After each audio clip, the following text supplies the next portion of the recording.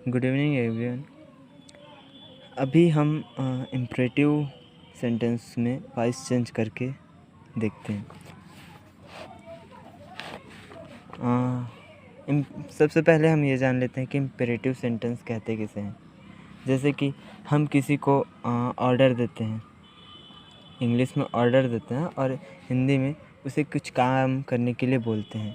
जैसे कि मेरे लिए 1 कप दूध ले आओ, मेरे लिए कुछ खाने को ले आओ, या मेरे साथ चलो, या ऐसे और कई प्रकार के सेंटेंसेस रहते हैं जिसे हम लोग कहते हैं इम्परेटिव सेंटेंसेस।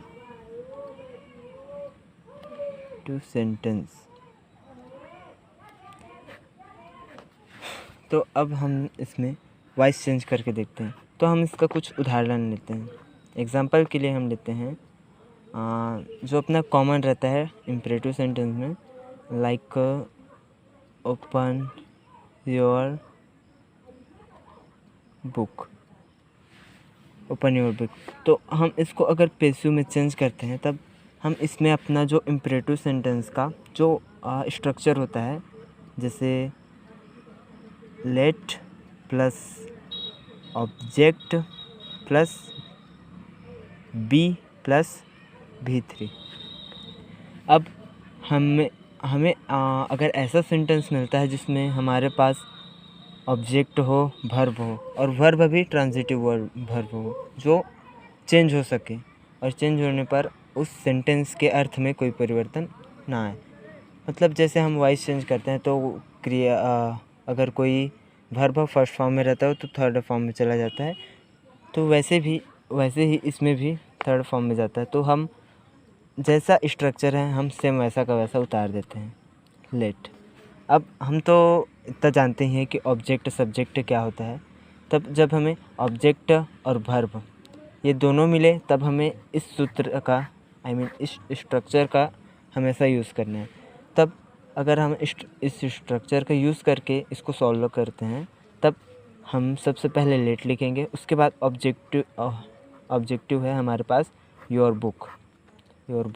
तो अब हम इसको योर बुक लिख लिए। अब इसके बाद बोला क्या गया है स्ट्रक्चर में, हमारे स्ट्रक्चर में बोला गया है कि बी, तो हम यहाँ पे बी लिख देते हैं।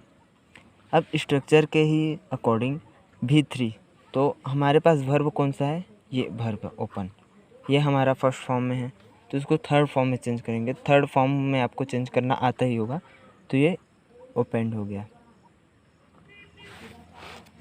अब एग्जाम्पल के लिए हम ऐसा शब्द लेते हैं जिसमें you are requested to, you are commanded to, ऐसा वाला आता है।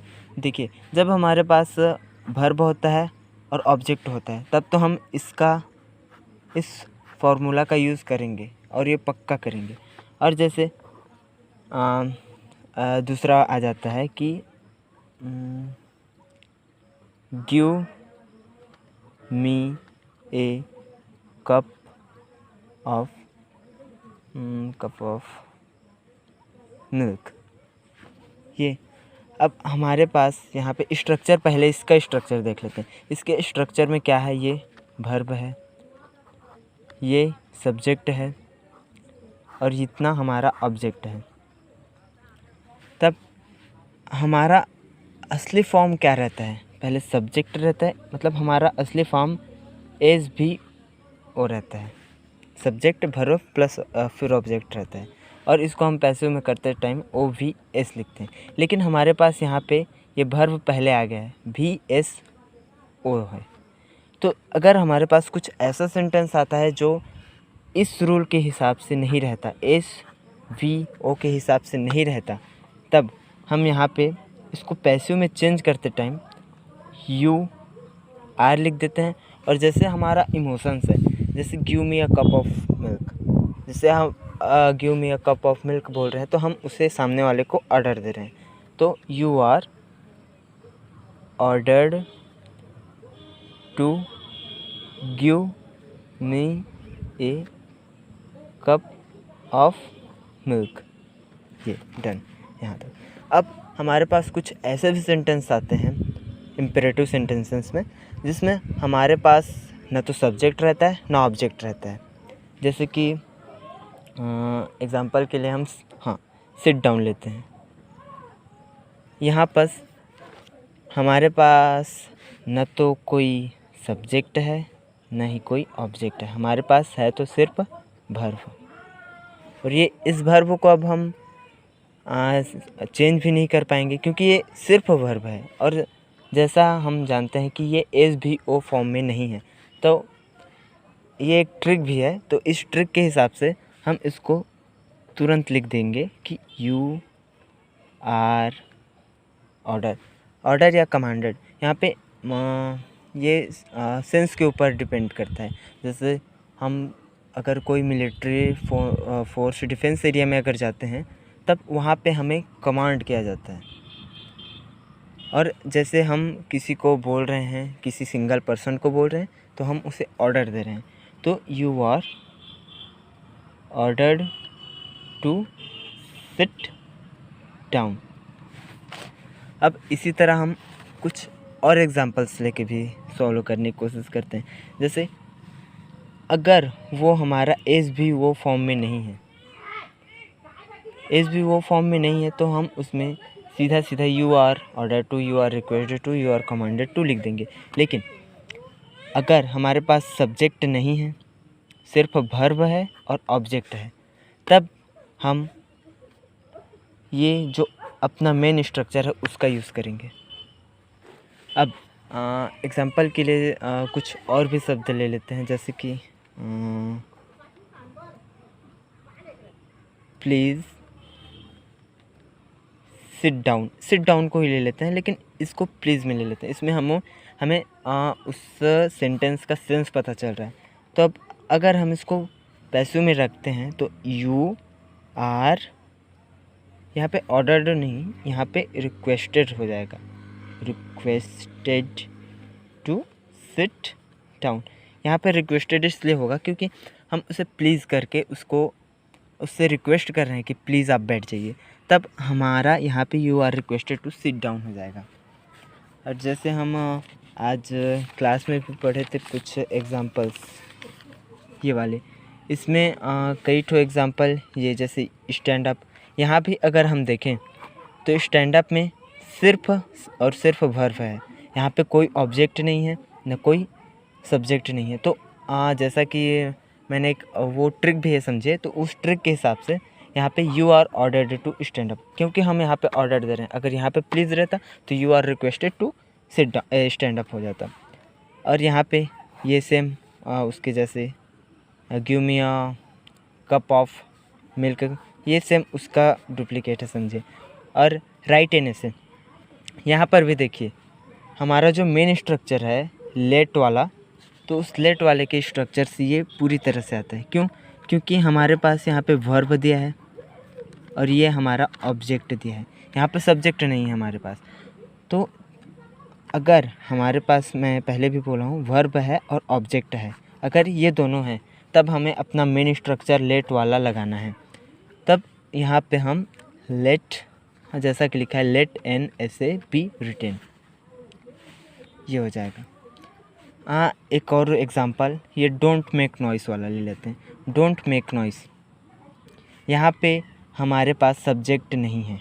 यहाँ ये डोंट हम इसलिए लगाते हैं क्योंकि हमने इस वर्ड को नेगेटिव में लिया है, तो यहाँ पे सब्जेक्ट का अभाव है। मतलब ये पूरी तरह से अब क्या हो गया, ये हो गया हम लोगों का वर्ब मेक और ये नॉइज़ हो गया हम लोगों का ऑब्जेक्ट। तो यहाँ पे हम लोगों का सब्जेक्ट फिर मिसिंग है। तो अगर सब्जेक्ट मिसिंग है तो हम लोग अपना ये लेट वाला फॉर्मूला यूज़ करेंगे। तो फिर ये हो जाएगा let noise not be made.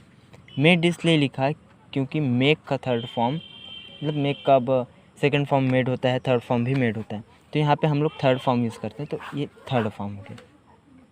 ये ओपन योर बुक, ये भी हमारे पास यहाँ पे ओपन वर्ब दिया है, योर बुक ऑब्जेक्ट दिया है, लेकिन सब्जेक्ट हमें यहाँ पे नहीं दिया है। तो अगर हमें सब्जेक्ट नहीं दिया है तो हम यहाँ पे लेट वाला ही फॉर्मूला यूज़ करेंगे। और यहाँ पे give me a glass of water, यहाँ पे देख लेते हैं यहाँ पे हमारे पास वर्ब है, सब्जेक्ट है, ऑब्जेक्ट है, लेकिन ये हमारा एज वी वो फॉर्म में नहीं है। ये ओ वी एस फॉर्म में हम इसको चेंज नहीं कर पाएंगे क्योंकि ये वी एस ओ फॉर्म में है। तो जहाँ हमें वी एस ओ फॉर्म मिलता है वहाँ पे हम you are ordered to, I mean उसके इमोशंस के हिसाब से। जैसे अगर हम किसी को रिक्वेस्ट कर रहे हैं तो यू आर रिक्वेस्टेड टू। अगर किसी को मतलब एक पूरे समूह को कमांड किया जा रहा है तो उसमें कमांड, जैसे एक उदाहरण देख लेते हैं।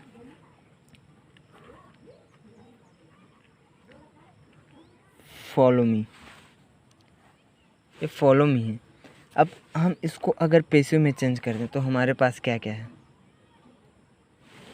यहाँ पे हमारे पास है, ये हम लोगों का वर्ब है और ये हमारे पास सब्जेक्ट है, लेकिन हमारे पास ऑब्जेक्ट नहीं है। ऑब्जेक्ट नहीं है तो हमारे पास ये जो मैं पहले ही बोला था कि भी और ओ रहना चाहिए, तभी हम लेट वाला फॉर्मूला यूज़ करेंगे। अब हमारे पास है भी और एस सब्जेक्ट, तो हम यहाँ पे लिख देंगे you are ordered to follow me. I hope आप सब ये समझ चुके होंगे और बस समझ जाना।